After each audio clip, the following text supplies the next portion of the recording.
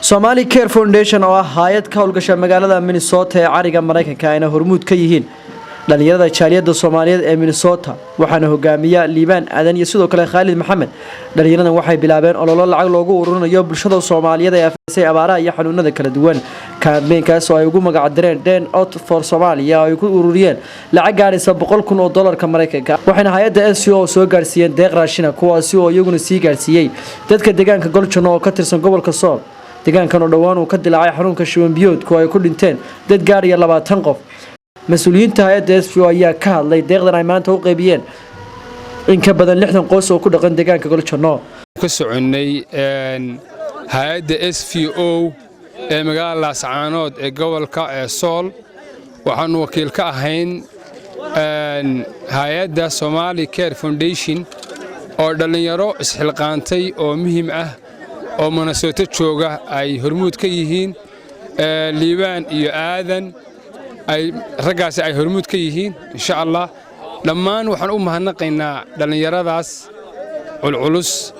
ee runtii ka qayb qaatay sidii dadkooda iyo dalkooda ay u horumarin lahaayeen sidii abaaraha uga qayb qaadan lahaayeen dadka deegaanka Goljono joogay oo ay dhibaato badan soo gaadhay oo runtii ay xanuuno badan oo shuban ay ku dhaceen oo baahiyo badan ay haysteen raashinkaas u keenay maanta oo noo soo mariyay hay'adda SCO ahaan aad iyo aad baan insha Allah ugu mahadnaqaynaa guud ahaan waxaan rajaynaynaa in ay ku daydaan dhammaan jaaliyadaha kala gedisan ee jooga qurbaha ama Amerika ha ahaato ama UK ha ahaato ama Scandinavian kala ahaato dhammaanba inay ku daydaan waayo markii qofkaagu u baahan yahay adigu aad wax u hayso waxa inaad ka qayb qaato waa laga maarmaan dadka deegaanka Goljono oo iyagu deeqdani la gaarsiiyay ayaa u mahad celiyay Somali Care Foundation iyo sidoo kale hay'adda SCO oo deeqdani loo soo wakiishay. Allah subhanahu wa ta'ala Allah maaragtay nimcooyinkiisa farax badan ee siiyay nimcadan la daldalanayo la guranayo Ilaahay subhanahu wa ta'ala maaragtay ummadiisa ugu deeqay oo ugu soo dhiibay maaragtay hay'adda SCO hay'adda SCO baan soo gaarsiisay waxaana soo dhiibtay Somali Care Foundation raashinkaas waan soo dhiibay waa uga mahad celinaynaa Ilaah baa mahad leh waxa weey nimcada iyo maaragtay barwaaqadana Ilaah baan ugu shukrinaqnaa raashinkaasina waan soo gaadhay waa taa la guranaya aad arkasaan waana uga mahad celinaynaa dhalinyarada jaaliyada ee Amerika oo raashinka loo soo wakiishay waa uga mahad celinaynaa Ilaah baa mahad leh soo bixiyay waa uga mahad celinaynaa iyagana Ilaah baa mahad leh sallallahu alayhi wasallam deegaankan joognaa waa Goljono aad iyo aad waxaan ugu mahadnaqan Somali Care Foundation aad bay u mahadsantahay oo soo u keentay raashin 60 qoys ah deegaanka Goljono oo barakacyaal badan ay joogaan aad iyo aad bay u mahadsan yihiin iyada iyo cid kasta oo waxay u geysatay waxay soo gaarsiisay dadka barakacyaasha hay'adda SCO aad iyo aad bay u mahadsantahay la soo gaarsiisay raashinka iyo mas'uuliyiinta la socotay noo keentay raashinka noo soo gaarsiisay waxaan noo soo gaarsiiyay Ilaahay subhanahu wa ta'ala khayr ha siiyo miisaanka xasanaadka Allah ugu daro bahda saxaafadda dhammaan dadka mas'uuliyiinteena soo gaarsiiyay aad iyo aad baan ugu mahadnaqanaa meelaha culayska ugu faraha badan baahiyaha jira waxa weeyaan haday tahay xagga waxbarashada haday tahay xagga raashimada meesha meel biyood lahayn oo mar walba biyo dhaan iskaga jirta aan u baahanahay dadka inta leeg meel biyo ka dhaansan lahayn. Assalaamu alaykum aniga magacaygu Heeshur Qaasim Jaac waxaan u mahadnaqaynaa hay'adan noo keentay cuntadan aad baan u SCO ayaan u mahadnaqaynaa qolkiiba 100 dhalinyarada Amerika u soo dhiibtay aad baan ugu mahadnaqaynaa wayna mahadsan tahay baahidina wali way jirtaa dadku waa dad barakacyaala oo dad xoolihii ka dhamaadeen meeshu biyo male maxaan dhahdaa hooy male maxaan dhahdaa raashin male marka intan waan uga mahadnaqaynaa waxaan ka codsanay inay noo soo kordhiyaan sida noogu wadaan baahiduna way jirtaa way buuxdaa guri la'aan baa jirta maxaan dhahdaa dad xanuunsan baa jira guri la'aan baa jirta raashin la'aan baa jirta waa dad barakacyaala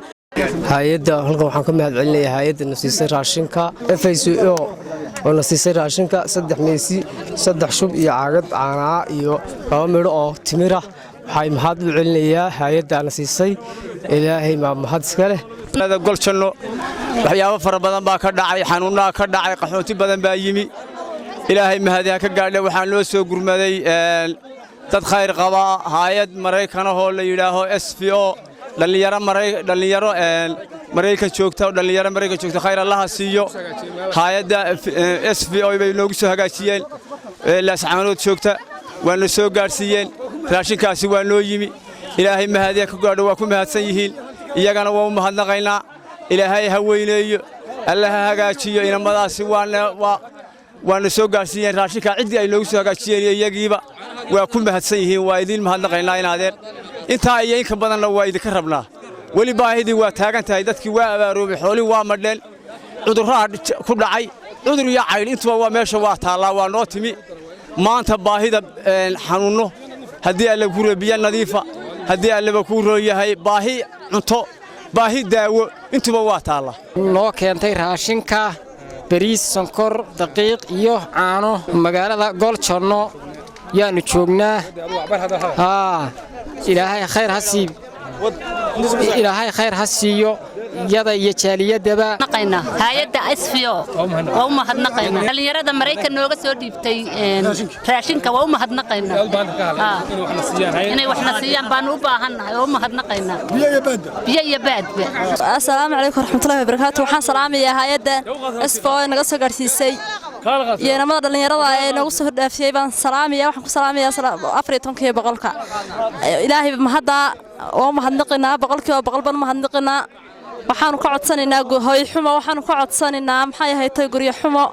suuliyo deewaanu salaaminaa boqolkiiba boqol baanu salaaminaa assalaamu calaykum waraxmatullaahi wabarakaatuh mahadnaqayaa hay'adda SFO dhalinyarada Ameerika wax nooga soo dhiibtay inay noo sii badiyaan baan ugu mahadnaqanaa wax wacan timir bayna siiyeen raashin bayna siiyeen mukhtar cabdi jaamac warbaahinta SBC laascaanood